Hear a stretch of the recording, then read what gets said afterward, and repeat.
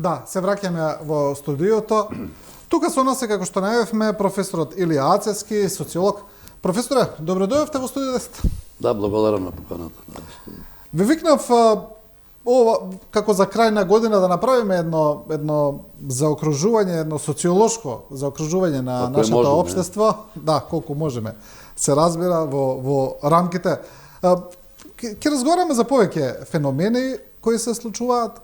Еден од нив е корупција, веќе фолклоризиран феномен, не знам, зборуваме многу често за неа, но никој не превзема ништо. Јас се истражувам во сферата на образованието, во високото образование и можам тука да имаме, ќе предложам некој решение кое е чисто...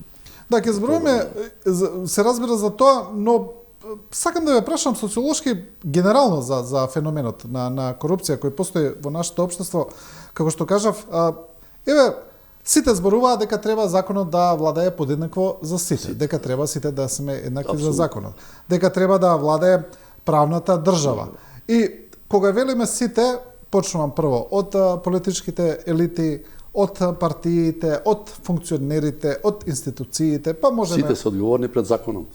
Така е, па се селиме, да речеме, на ниво и на невладени организации и на крај доаѓаме и до граѓаните кои се основа за сето ова. И сега ќе ве прашам повторно. Сите зборуваат дека треба да владее, но не владее.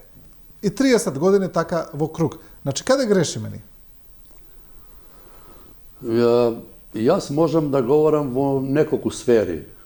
Тоа е, речеме, во образование и делимично нешто во сферата на урбанизмот, во она што е, или ете, пошироки во екологија на некој начин. Пристапот кон решавање на, или како би рекле, да се надмине таа состојба на една, како велиме ние, дури се говориме и за една ментална, би рекол, коруптивност, а тоа значи дека корупцијата некако се подразбира. И поединецот обично, граѓанинот, која ќе се најде во тие околности, не сека да се судрува да се судира, не, да војде во некој конфликт со она што сака да го постигне, не, и едноставно пристапува кон методи и начини кои се надвор од законот. Да речеме, као подкуп, као не знам што. Она што е, ние најчесто подразбираме како елементарна корупција, не. Јас примам пари за да завршам некоја работа, не, бирам некоја одредена сума. Тоа е, да кажам тоа само, тоа е првото ниво, оде. Второто ниво е сега, кога говориме за корумпиран систем. А тоа значи дека еве да претпоставиме една организација или институција каде што најголемиот дел од оние кои што работат, прават нешто не во таа смисла, во некои услуги, во некои ситуации кога тоа ќе им се укаже се однесуваат коруптивно. Говориме за корумпиран систем каде што на некој начин вие правите нешто, така, тоа е корисно за општеството, за другите, но тоа ќе го правите онај момент или очекувате кога некој за тоа ќе ви понуди некоја награда за тоа, така. И кога ќе влезе таа во таа, би рекол, ние сме во таа состојба, ситуација внатре во системот, веќе почнувате некако самото поведение да го адаптирате на тоа, не? И тука веќе говориме за еден систем и сега уште еден момент ќе го нагласам не во таа смисла, да речеме од последниве 20 колку и повеќе години, како се менува власта, првата, пазете, оние кои ќе дојдат, кои ќе победат, како да се справиме со корупцијата.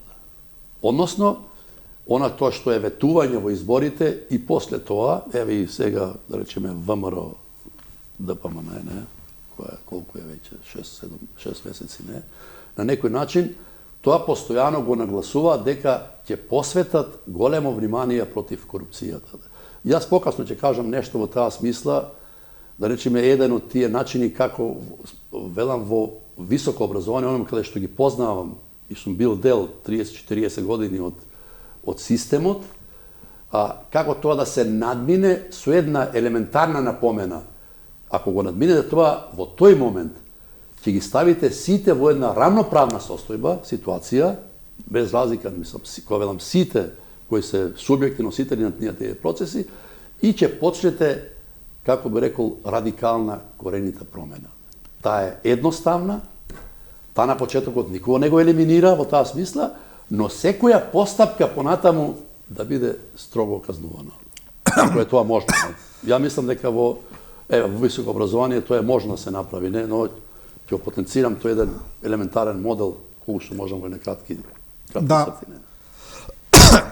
Високото образование е важно, бидејќи високото образование всушност ги даде не можеби сите, но голем дел од политичките елити. Значи функционери, премиери, председатели доаѓаат од високото образование. Сите се добар дел се магистри, доктори, и да не кажеме професори, дека апсолутно. И да не кажеме дека грот од нив доаѓа и од УКИМ.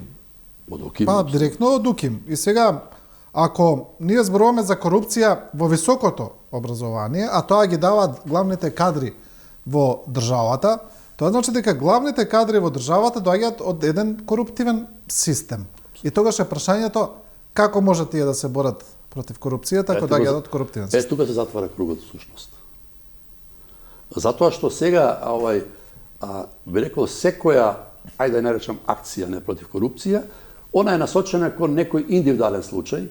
Имаме такви сега, не. Артан Груби, да. Артан Груби е професор. Сите се. Да, сега се сите професори, да. И вниманието, би рекол, на граѓаните долго време се држи во таа ситуација. Дали тој преминал граница со така. Дали е на Косово, дали е Албанија, како е избегал, да. Еве го веќе колку дена, скоро недела повеќе дена, ние со тоа сме оптоварени. Како што со месеци и години зборувавме за Никола Груевски, како избегал. Никола Груевски како избегал, па и сега се тоа. Дали бил во ГПЕК, дали бил... Што е тоа толку битно? Јас сега пак ќе се навратам сега на образование. Ако оваа власт, која што има апсолутно сега и мнозинство и необедливо така последниве 30 години, во високо образование, многу едноставно е. Вие го проверувате, го проценувате производот на високото образование. Тоа е дипломираниот студент. Така.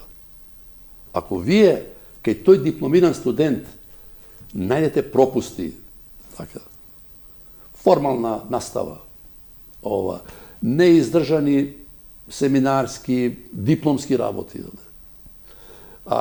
човек кој што дури, да речем, ајде приватните не толку, многу повеќе се претпоставува, не, кој што високото образование, мислам на УКИМ преце, кој што 80% ги ангажира студентите и се запишани, не. Ако вие тука не најдете начин како тој студент дипломиран, го проверите на некој, кажете дека тој е квалификуван за тоа што ја добил таа диплома.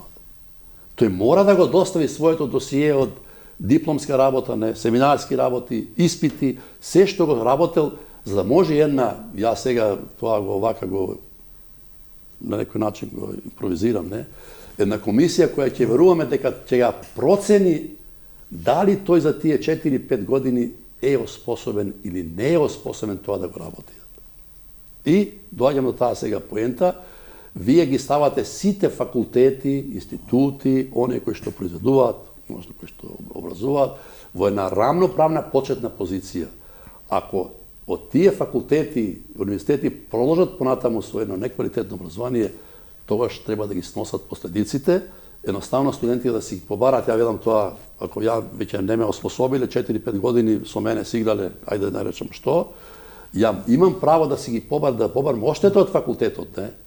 Државата мене не може да ме вработува во државна буџетска институција, а приватните организации, односно сектор, не тоа не прави што сака. Еве сега доаѓаме до таа поента. Приватниот сектор сега го потенцира тоа дуално образование премногу, не? Мислам дури би рекол пренагласено. А тоа значи вие кога се образовате, кога се троја вашиот процес, да може да ве приближат до оние моменти, до оние, би рекол, делови каде што вие за тоа се оспособувате и ќе го работите. Да вистина знаете да го работите. Тоа постои секаде во светот.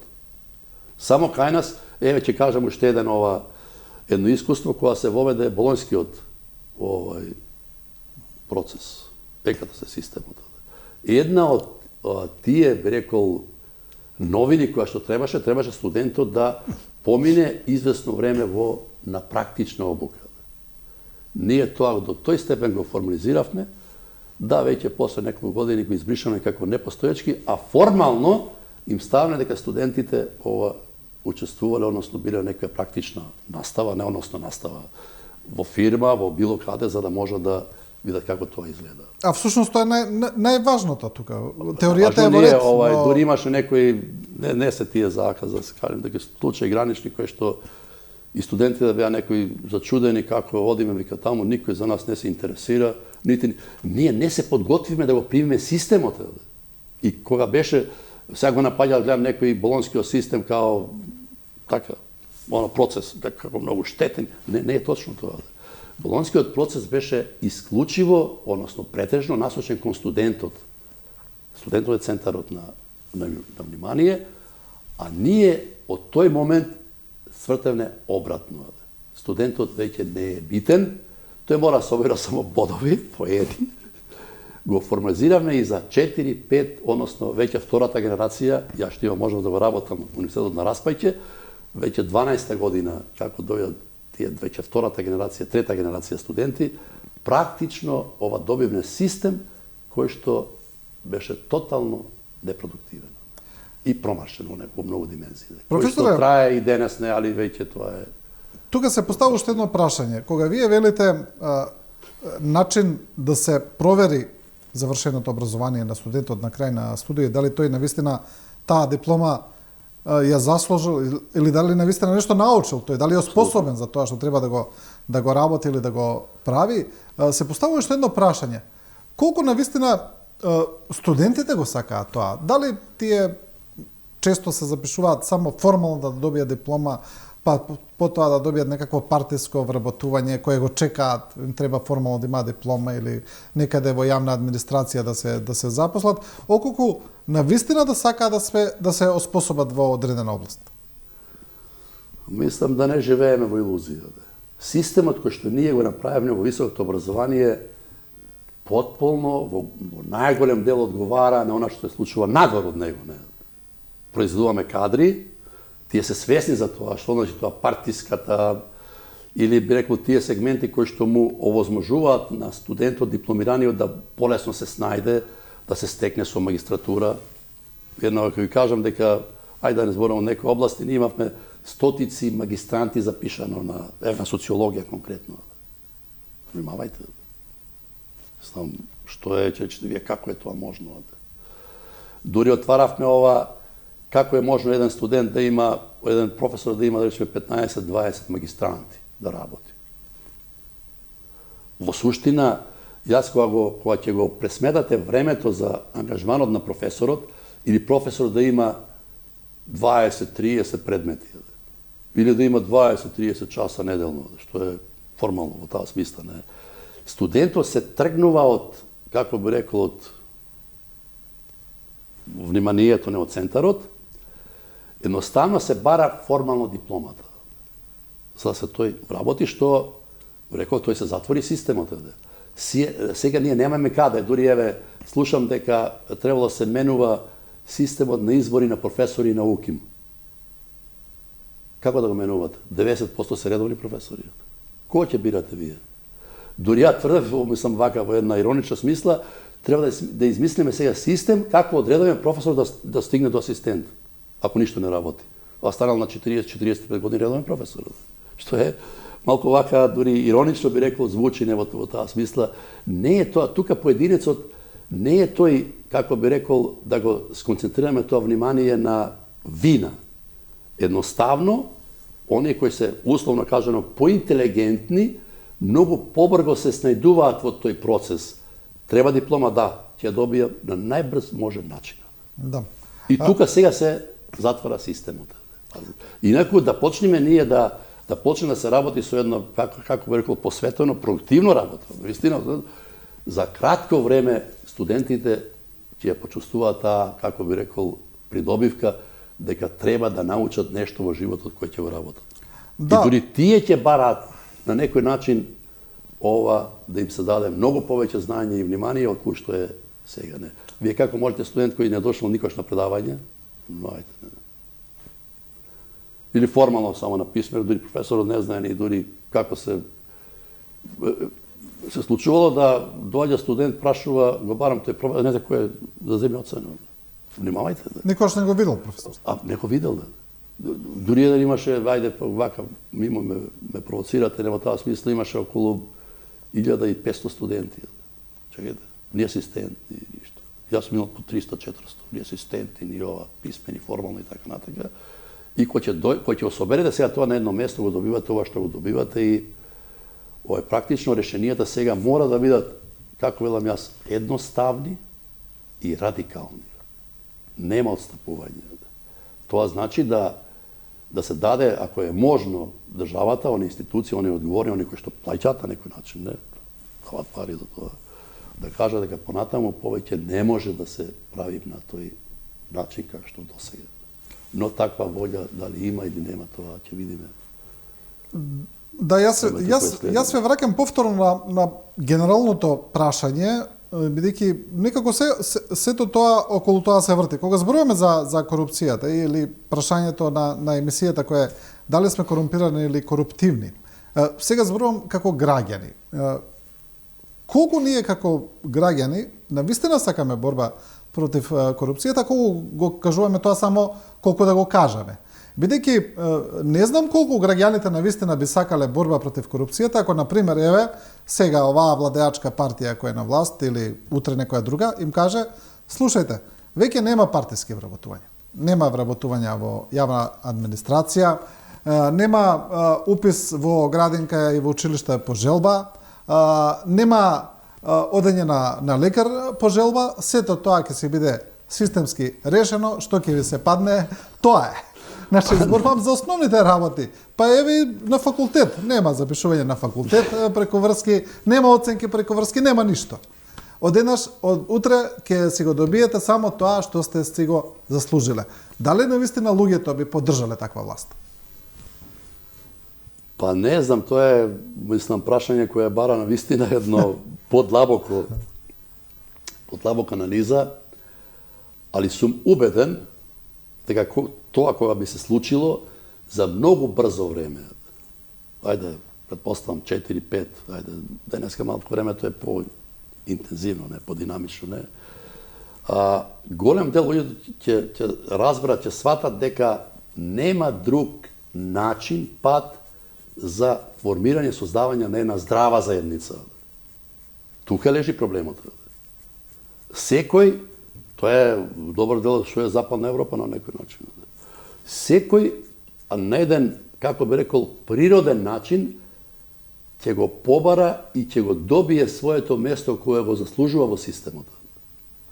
Значи, да нема таа сила или можност некој преку некакви други закони, така, да речеме, тие пријателства, познанства, роднинство и да не бројам понатаму, дека некој ќе може, или партиската ова припадност, ќе може да ве постави на таа позиција. Во тој контекст некако ќе почне да профункционира нормално системот и тој систем, мислам дека за брзо време ќе ги даде тие, како би рекол, позитивни ефекти и во една психолошка смисла. Знаете, јас ако не заслужувам да го работам тоа, така, а сум го добил, тоа создава се една друга негативна енергија. Таа понатаму се како би рекол, се зголемува, што создава една ова ситуација во која што ние денес живееме, психолошка напнатост, така, изгубени вредности, неверување во институциите. Слушам ова се овие разговори кои се водат, дискусии, полемики околу судството, не. Како може држава да не верува никој во судски органи? Тоа дури долго трае се таа реформа, како тоа да се, од каде да се почне всушност. Тоа може и да се оквалификува и поинаку. Никој не верува во правда. Апсолутно. Не верува, не, правдата таа е во оваа контекст кој што ние говориме. Никој не верува во добивање правда. Така. Правдата која ќе вие ќе ослободите од оние влијанија великопритисоци кои што немаат врска со она што човекот го добива и треба да го работи. Но тоа е проблемот. Јас ставам во високо образование и пак го нагласувам тоа. Кого вие, ако промените закон за високо образование, во тој да ги зоставите тие критериуми за избор, ќе изберете. Нема 10% од вработените. Ние имаме, тоа го еднаш овде го кажа, дури редовни професори, веројатно, претпоставам со голема веројатност, колку што има Германија, толку има УКИМ редовни професори. Внимавајте, со највисоко звање. Што тоа значи? Тоа значи дека ако јас го добијам тоа што треба да го добијам или нема да го добијам во мојот работен век, а го добијам на 40 и некоја година, зашто ќе работам јас? Кај ќе се докажувам? Кој е мојот мотив? Верувајте. И кога ќе се намножи тој дел кој што е неквалификуван, како би рекол, несоодветен за тоа место, ја добива тоа ситуација која што денес е присутна. Ние имаме ситуација каде што последниве години или децени, ајде да речеме, веќе луѓе не се иселуваат од Македонија поради само поради пари, само за економски интерес, туку поради немање систем, ова што го зборуваме. Сакаат, значи имаме еден мал број на самосвесни луѓе кои разбираат дека е подобро да се живее во општество без корупција и бараат такво општество и се иселуваат таму. Вие имате еден труд глобализација, идентитет, евроинтеграција. Ми се чини дека овој аспект е опфатен тука како феномен. Па се обидував прво да го дека Македонија станува дел од глобалниот свет. Дека ние не можеме да избегаме, односно да го тоа некако прикриеме, не, од она што се случува во развиените земји. Дека вредностите, би рекол, кои што владеат во светот, се и вредности кои што доаѓаат и во Македонија. Дека нам ние практично се сега достапно на интернет, преку социјалните мрежи, преку она која што таа комуникација ни е овозможува. Сега вие, ако воспоставите некој систем кој што се, како велиме ние, се судира, се спротиставува со тие некои елементарни правила на однесување, кај еден дел, кај младите создава една отпорност, во смисла едно, како би рекол, еден гнев, дека еве ја живеам во едно општество кое што мене и да се трудам, да се обидувам, не ми овозможува еден нормален живот. И тука тоа е социопсихолошки момент, кој што ги запоставува тие сега, како береме ние, економски параметри. Не? Ја можеби ќе заработувам, но една психолошка смисла и пошироко нема да не сум задоволен од овој живот и некаде ќе обарам некаде надвор од Македонија. Да. Во тука се обидов таа глобализацијата и идентитетот на некој начин. Во една поширока смисла да го лоцирам во овие модерни проблеми, што многу малку се истражува додуше кај нас. Употребивте интересна формулација дека не може некој да го скрие тоа од луѓето во услови на глобализација, ми се допаѓа, да. Професоре, имаме уште 7-8 минути до крај, сакам еден друг аспект. Вие, не знам дали знаат луѓето, сте имали научни трудови кои се однесуваат на урбанизација, на развојот на Скопје, пред се на престолнината во тој аспект? Да, добар дел од мојот работен век, да го наречам, како да го наречам, не на она што работев за Скопје. Да. Почнувајќи од тие на времето, уште пред колку 40 години, после земјотресот кои се формира приградски населби, како сега, например, Ѓорче Петров, да не ги редам, Врачево, Лисич и така натака. И ја следев таа трансформација, би рекол, од оној период кога имаше еден нагла миграција во Скопје, доселување од селските средини, тоа е, как така да наречем, прв бран, би рекол, од селата и помалите места во Македонија кон Скопје, кои што беа оставени сами на себе да го решаваат стамбеното прашање, иако беше планот еден од 65-та година најдобрите планови во светот. Тогаш се претпоставуваше за Скопје, не го работеа врвни урбанисти, архитекти од светот, не, но тоа за кратко време власта таа тогаш, не, или тие го управа го оставија, не, kao Го напуштија. nebitno, го напуштија, и за едно 10-15, односно 20 години, практично тие простори кои што беа околу Скопје релативно празни, се наполнија со диви градби. Мојот интерес беше како живеат тие луѓе и што понатаму во таа смисла. Тоа е првата фаза. Втората фаза радикално настана после 90-тите години, која почна процесот на приватизација. Најголем дел од оние кои што, како би рекло, профитираа во градежништво и во урбанизмот, главно активноста беше насочена кон стамбена изградба, за вземање, би рекол, окупација на тие делови кои останаа слободни во потесното подрачје и за еве се колку има 30 години, практично Скопје, негде таму 90-те години имаше едно 25-30 квадрати зеленило, сега нема ни 5 квадрати. Сега центарот веќе на градот, како би рекол, немате простор кој што едноставно, така, како ние ќе го доживееме на еден човечки начин, не? Дека се запоставени, кога се гради тие елементарни човекови потреби, а тоа е здравјето на луѓето, така, чистиот воздух, транспортот, редам моменти кои што мене ми го, како поединец, ми го прават животот многу поедноставен, така како би рекол, полесен, наместо да патувам од еден до друг град со не знам колку, 20, 30, 50 минути, особено во сферата на сообраќајот. Има едно тврдење дека Скопје не може да го реши проблемот со сообраќајот. На еден ефикасен, на еден, како би рекол, начин, кој што мене, како поединец, ќе ми овозможи од една точка во друга да стигнам за многу брзо време, да не употребувам кола, возило така, индивидуално, туку едноставно се чувствува малку покомотен во таа смисла. Еве сега слушам дека има една, добро, тоа е дел, да не зборувам, дека ќе се воведеле не знам колку стотина автомобили на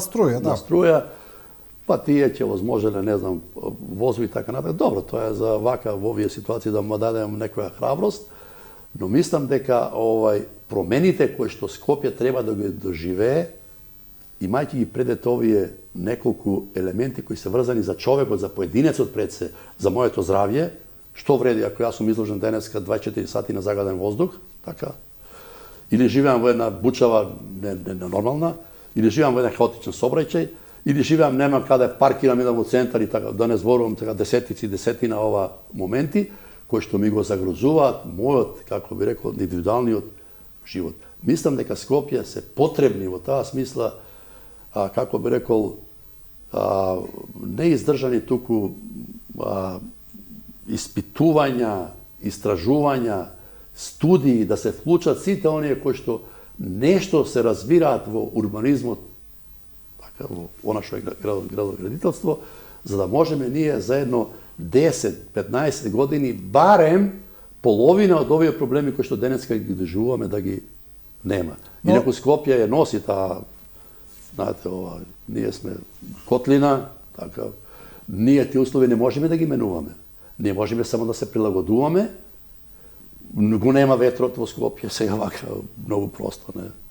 И загадување, овие денови, не сега зимски период, па и лето е, веќе сме на листата на врвот од светските градови. Се чини, професоре, дека и вие пишувате за тоа дека како битката за центарот е веќе изгубена. Таму е веќе толку урбанизирано да веќе нема ни веќе никаде да се гради, ни што да се направи. Неколку проекти што се случија, не, онај делот подводно, како не. Да. Дебар мало, дури еве сега се гради Holiday Inn, се гради Маџар мало. Решение, елементарно, како би го нарекам. Ако во овој дел, еве, сега импровизирам километар лево, десно, така, зеленило нема, а вие издавате понатамошни дозволи за градба. Што тоа значи? Ако во делот во Скопје сега, еве сега пак ги следам тие дека ќе се проложи поинтензивно со стамбена изградба, Скопје има 80.000 празни станови. Македонија има неколку 350.000, не битно, али Скопје. Ако вие Нека градат, зашто имате околината на градот? Зошто? Али профитот, да не речам таа, ајде, урбана мафија, може и тежок збор, не? Али оние кои што многу брзо едноставно заработуваат. Као што велеше еден, се колку е точно, не знам, не? Вие да изградите веќе една зграда во центарот, имате 1 милион чист приход.